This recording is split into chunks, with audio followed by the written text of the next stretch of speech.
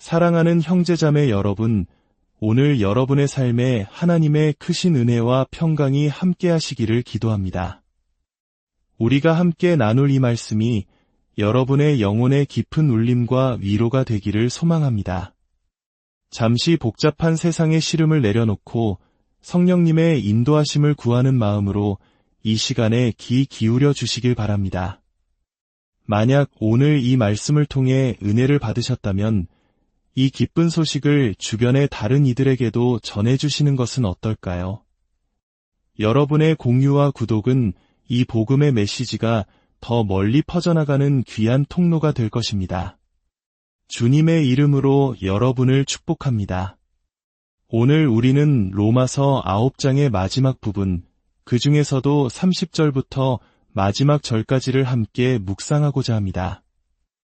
로마서 9장부터 11장까지는 이스라엘의 구원 문제라는 거대한 주제를 다루고 있습니다. 겉으로 보기에 하나님께 버림받은 것처럼 보이는 이스라엘의 상황, 그리고 그 이면에 숨겨진 하나님의 깊은 섭리에 대해 사도 바울은 고뇌하며 설명하고 있습니다. 그리고 오늘 본문은 그 설명의 정점에 있는 마치 두 죄인의 이야기와도 같은 깊은 통찰을 우리에게 던져줍니다. 로마서 9장 30절은 이렇게 시작합니다. 그런즉 우리가 무슨 말을 하리요? 의를 따르지 아니한 이방인들이 의를 얻었으니 곧 믿음에서 난 의요. 그리고 이어지는 31절과 32절입니다. 위의 법을 따라간 이스라엘은 율법에 이르지 못하였으니 어찌 그러하냐이는 그들이 믿음을 의지하지 않고 행위를 의지함이라 부딪힐 돌에 부딪혔느니라. 이 말씀은 하나의 거대한 역설을 우리 앞에 펼쳐놓습니다. 한쪽에는 율법도 약속도 없었던 이방인들이 있습니다. 그들은 의로움을 추구하지도 갈망하지도 않았습니다. 마치 인생의 경주에서 출발선에 서 있지도 않았던 사람들처럼 보입니다. 그런데 놀랍게도 그들은 의라는 결승점에 도달했다고 바울은 선언합니다. 어떻게 그것이 가능했을까요? 바울은 명확히 말합니다. 곧 믿음에서 난 의요, 다른 한쪽에는 이스라엘이 있습니다. 그들은 하나님의 선택받은 백성이었고 거룩한 율법을 소유했습니다. 그들은 누구보다 열심히 의로워지기 위해 율법을 쫓아 달렸습니다.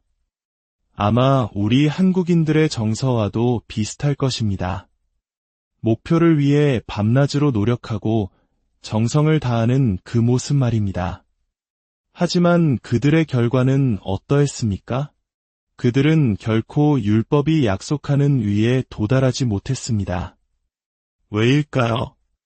왜 그토록 열심이었던 그들의 노력이 수포로 돌아갔을까요? 바울은 그 이유를 단호하게 밝힙니다. 그들은 믿음이 아닌 자신의 행위에 의지했기 때문입니다. 그들은 자신의 노력과 열심, 율법을 지키는 행위를 통해 하나님 앞에 설 수 있다고 믿었습니다. 바로 그 지점에서 그들은 부딪힐 돌, 즉 걸림돌에 걸려 넘어진 것입니다. 사랑하는 여러분, 이 두 모습은 단순히 2000년 전 이방인과 유대인의 이야기가 아닙니다. 이것은 오늘을 살아가는 우리 모두의 이야기이며 구원에 이르는 두 가지 길, 그러나 오직 하나만이 참된 길임을 보여주는 영원한 진리입니다. 한 길은 행위와 노력의 길이며 다른 한 길은 오직 믿음과 은혜의 길입니다. 이 모든 문제의 핵심에는 복음이라는 단어에 대한 깊은 오해가 자리 잡고 있습니다. 오늘날 우리는 복음이라는 말을 너무나도 쉽게 사용하지만 그 본질적인 의미와 무게를 종종 잊어버리곤 합니다. 바울이 로마서 전체를 통해 외치고 있는 메시지의 핵심은 바로 이 복음의 올바른 이해입니다. 그렇다면 먼저 복음이 무엇이 아닌지에 대해 명확히 짚고 넘어가야 합니다. 오늘날 교회 안팎에서 복음으로 오해되고 있는 세 가지 큰 착각이 있습니다. 첫째, 복음은 단순히 구원받는 방법이나 천국 가는 티켓이 아닙니다. 많은 기독교인들에게 복음이 무엇이냐고 물으면 예수님을 믿으면 구원받는다는 식의 구원 계획을 설명하곤 합니다.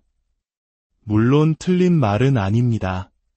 하지만 그것이 복음의 전부는 아닙니다. 복음은 우리가 구원받을 때 한 번 통과하는 입문 과정이 아닙니다. 어떤 이들은 복음을 믿고 구원받은 후에는 이제 제자도나 영적 성장과 같은 더 높은 단계로 나아가야 한다고 생각합니다. 마치 복음은 기독교의 가나다라와 같아서 일단 배우고 나면 더 어려운 것을 배워야 한다는 식입니다. 하지만 팀 켈러 목사님의 말처럼 복음은 진리의 계단에서 첫 번째 계단이 아니라 진리의 바퀴에서 중심축과 같습니다. 복음은 기독교 신앙의 A부터 Z까지 모든 것을 포함합니다. 우리는 결코 복음을 졸업하거나 복음보다 더 세련된 진리를 찾을 수 없습니다. 만약 당신이 복음이 이제는 시시하게 느껴진다면 그것은 당신이 복음이 무엇인지 아직 제대로 알지 못한다는 증거일 뿐입니다. 믿지 않는 자에게만 복음이 필요한 것이 아닙니다. 이미 믿는 우리에게, 오늘을 살아가는 우리에게 매일매일 필요한 것이 바로 복음의 능력입니다. 둘째, 복음은 하나님을 사랑하고 이웃을 사랑하라는 두 가지 큰 계명이 아닙니다. 오늘날 많은 교회들이 이 구호를 핵심 가치로 내세웁니다. 하나님 사랑, 이웃 사랑. 듣기에는 참으로 아름답고 성경적인 말입니다. 그러나 이것을 복음 그 자체와 동일시하는 것은 치명적인 오류입니다. 역설적이게도 하나님을 사랑하고 이웃을 사랑하라는 것은 율법 전체의 요약입니다. 이것은 복음의 정반대에 있는 개념입니다. 율법은 우리에게 무엇을 하라고 요구합니다. 그러나 복음은 하나님께서 우리를 위해 무엇을 하셨는지를 선포하는 소식입니다. 율법은 우리가 실패했음을 드러내지만 복음은 그 실패에도 불구하고 우리를 구원하시는 하나님의 은혜를 보여줍니다. 우리가 하나님과 이웃을 사랑할 수 있게 되는 것은 복음이 우리 삶에 역사한 결과이지 구원의 조건이나 복음 그 자체가 아닙니다. 이 둘을 혼동하는 순간 우리는 은혜의 길에서 벗어나 다시 행위의 율법으로 돌아가게 되는 것입니다. 셋째, 복음은 예수님의 도덕적 가르침이 아닙니다. 특히 유교 문화의 영향 아래 이대한 스승의 교훈을 존중하는 우리 한국인들에게는 예수님을 공자나 맹자와 같은 위대한 도덕 선생님 중 한 분으로 여기기 쉽습니다. 예수님의 산상수훈과 같은 가르침들은 인류 역사상 가장 고귀한 윤리적 교훈임에 틀림없습니다. 하지만 복음이 단지 그것뿐이라면 그것은 구약의 율법이 불완전해서 예수님이 더 나은 새 율법을 주러 오셨다는 의미밖에 되지 않습니다. 문제가 율법 자체가 아니라 그것을 지킬 수 없는 우리 자신에게 있었는데도 말입니다. 예수님이 단지 더 높은 도덕적 기준을 제시하고 자, 이제 이걸 지켜보아라라고 말씀하시기 위해 오셨다면 그것은 우리에게 더 무거운 짐을 지우는 것일 뿐 결코 기쁜 소식이 될 수 없습니다. 그렇다면 진정한 복음이란 무엇일까요? 사도 바울은 이사야서의 말씀을 인용하며 그 핵심을 압축적으로 보여줍니다. 보라, 내가 시온에 부딪히는 돌과 걸려 넘어지게 하는 바위를 두노니 그를 믿는 자는 부끄러움을 당하지 아니하리라. 이 한 구절 안에 복음의 놀라운 요소들이 모두 담겨 있습니다. 첫째, 복음은 소식입니다. 말씀은 보라 라는 선포로 시작합니다. 이것은 단순한 조언이나 교훈이 아니라 일어난 사건에 대한 선언입니다.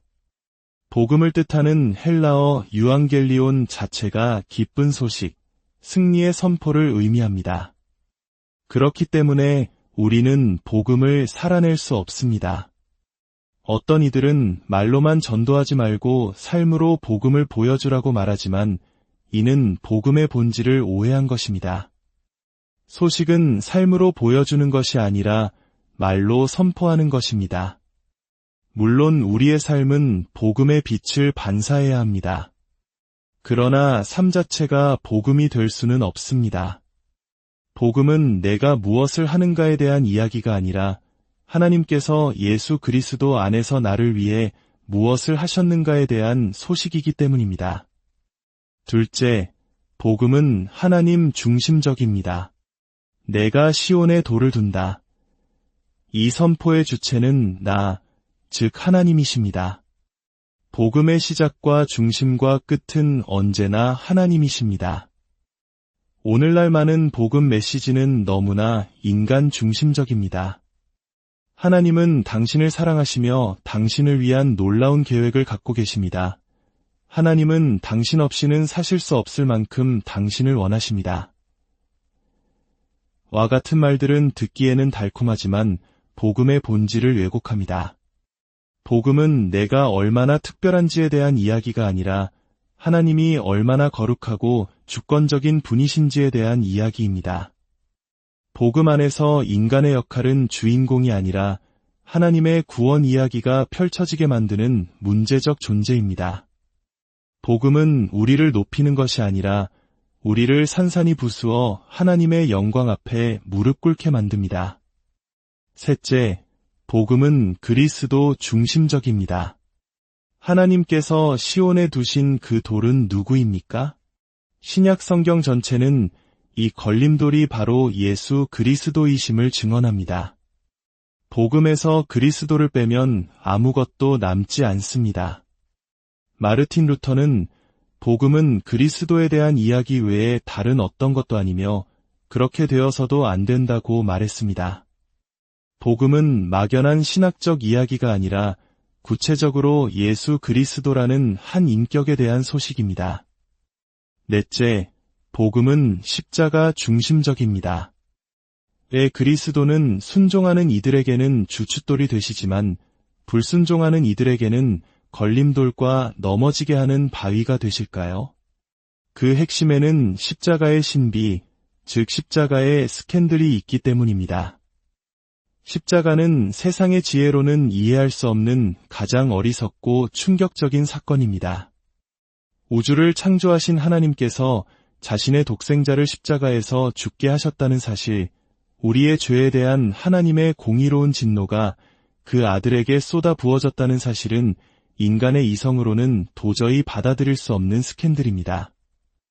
십자가는 우리가 얼마나 가치 있는 존재인지를 보여주기 위함이 아닙니다. 반대로 십자가는 우리의 죄가 얼마나 끔찍하고 심각한지, 그리고 하나님의 거룩함이 얼마나 절대적인지를 보여주는 증거입니다. 십자가는 너의 가치는 이 정도야라고 말하는 것이 아니라 너의 죄의 대가는 이것이다라고 예치는 하나님의 공의의 선포입니다. 십자가 앞에서 우리는 우리의 가치를 발견하는 것이 아니라 우리의 완전한 무가치함과 절망을 발견하고 바로 그 자리에서 하나님의 무한한 사랑과 은혜를 만나는 것입니다. 다섯째, 복음은 은혜의 중심적입니다. 이 걸림돌에 걸려 넘어지지 않고 구원을 얻는 유일한 길은 무엇입니까? 말씀은 분명히 말합니다.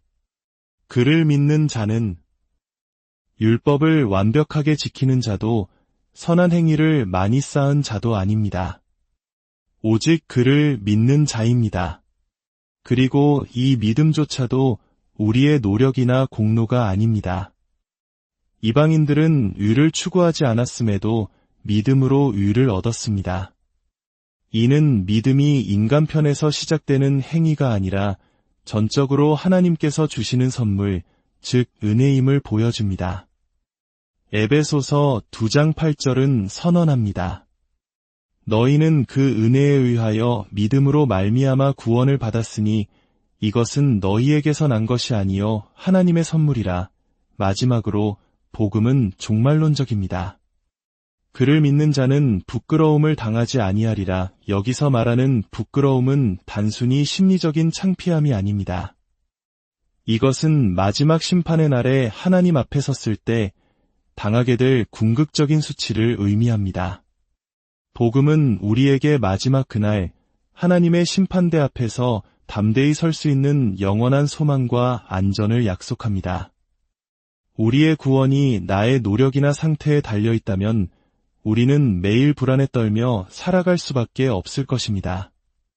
그러나 우리의 구원은 변치 않는 하나님의 약속과 그리스도의 완성된 사역 위에 굳건히 서 있기 때문에 우리는 장차올 그날에 결코 부끄러움을 당하지 않을 것이라는 확신을 가질 수 있습니다. 사랑하는 성도 여러분, 이것이 바로 복음입니다. 복음은 하나님께서 그 아들 예수 그리스도의 십자가를 통해 오직 은혜로 믿는 자에게 영원한 소망을 주신다는 기쁜 소식입니다. 이 복음의 렌즈를 통해 우리의 삶을 다시 보아야 합니다.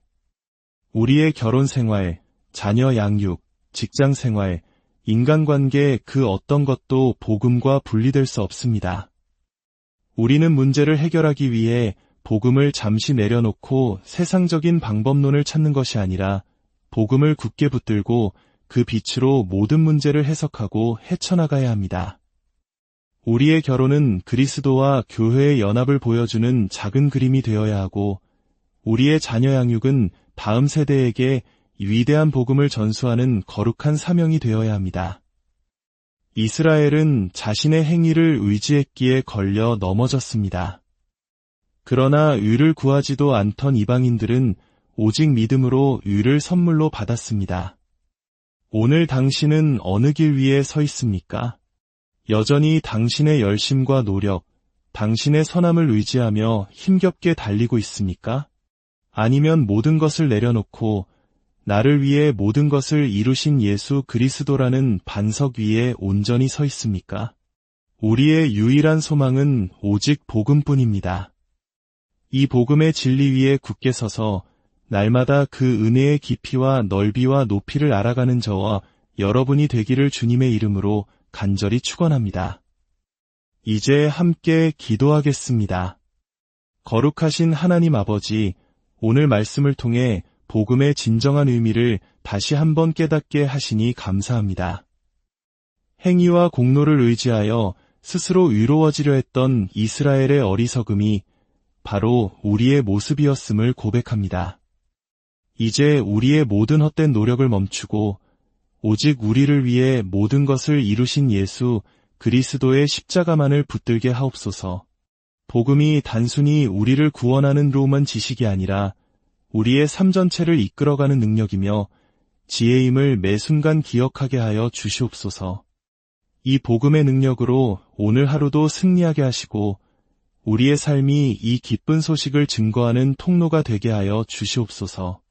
우리 주 예수 그리스도의 이름으로 기도드립니다.